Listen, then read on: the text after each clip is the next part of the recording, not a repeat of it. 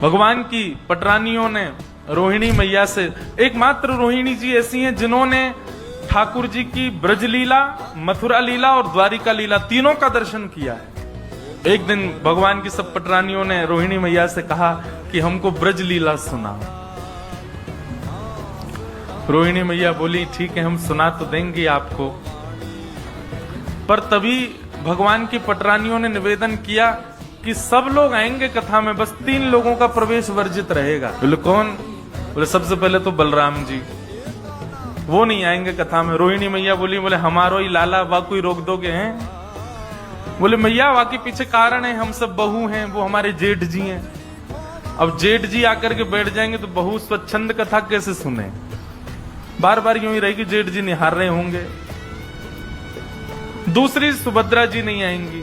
क्यों नहीं आएंगे? सुभद्रा जी ने क्या? बोले सुभद्रा जी बड़ी चंचल स्वभाव की हैं, कोई कथा सुनना होगा, बेचारे के भाव आ गए तो वो उसी के पास, तुम रो रही हो?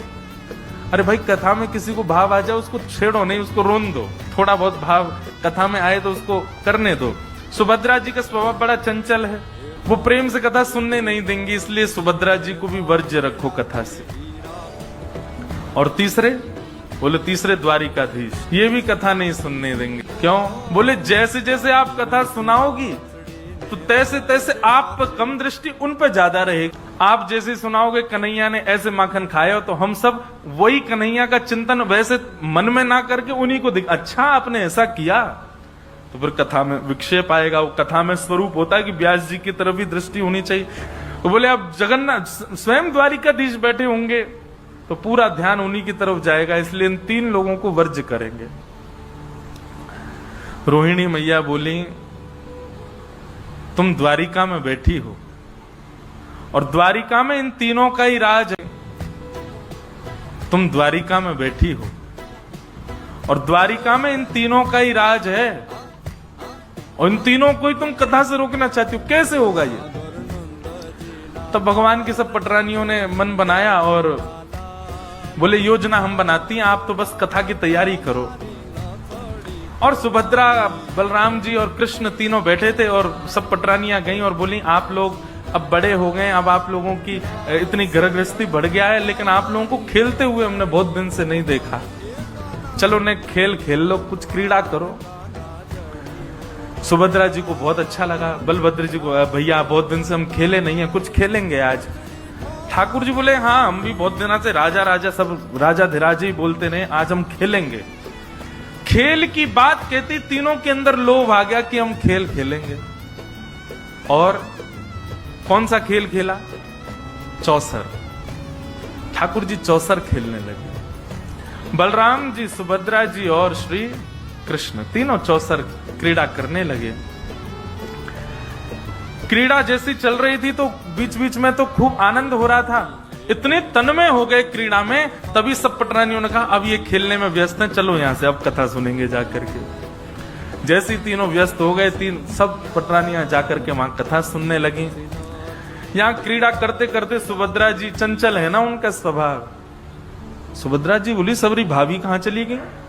भैया दाल में कुछ काला है, ये हम सबको खेल में बैठा के सबरी भाज गई, एक भी नहीं है यहाँ पे। ठाकुर जी बोले दाल में कुछ नहीं, पूरी दाल ही काली लग रही है हमें तो, जल्दी चलो।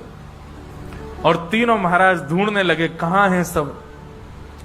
ढूंढते ढूंढते तभी ऐसा एक सभागृह था, उस सभागृह में जैसे ही भीतर प्रवेश किया, सामने आसन पर भावावेश में श्री रोहिणी मैया विराजमान है और रुक्मणी आदि 16,108 पटरानियां भगवान की बैठी हैं, सबके नेत्र बंद हैं, बाल कृष्ण प्रभु की बाल लीला का दर्शन कर रहे हैं, श्रवण कर रहे हैं।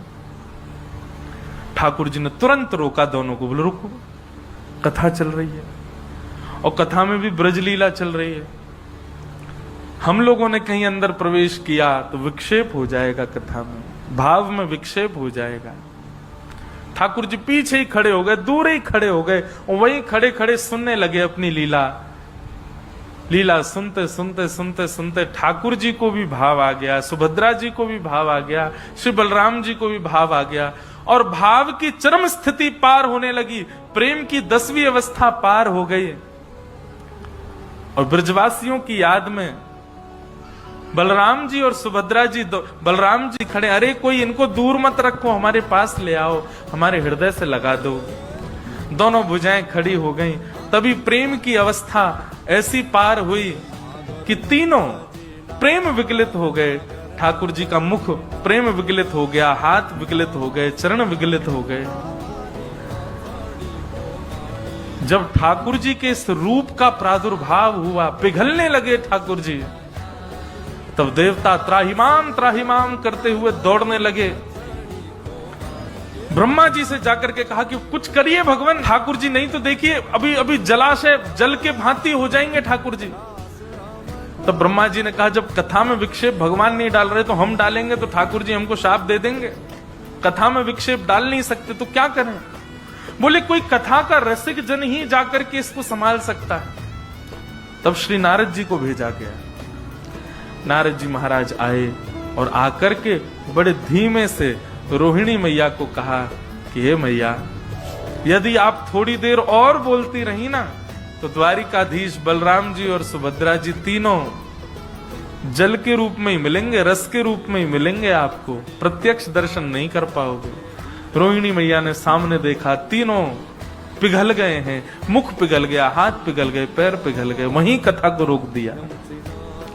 ठाकुर जी तो जिद करने लगे और सुनाओ अपनी ही लीला, पर तब रोहिणी जी ने कहा नहीं, अब कथा इससे आगे नहीं होगी।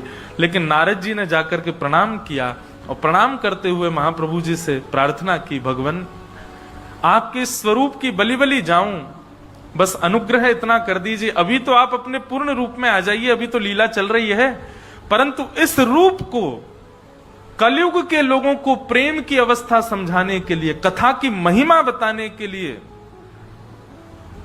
प्रेम के स्वरूप को दर्शाने के लिए और आपका भक्तों के प्रति, ब्रजवासियों के प्रति कैसा प्रेम है उसको दिखाने के लिए नाथ आपका ये स्वरूप कलिकाल में प्रकट हो और प्रकट हो करके जीव मानस का कल्याण करे।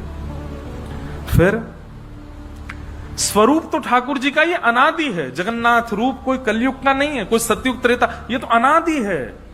इसका कोई एक भाव नहीं कि उसी युग का है, अनंत है जगन्नाथ भगवान का स्वरूप।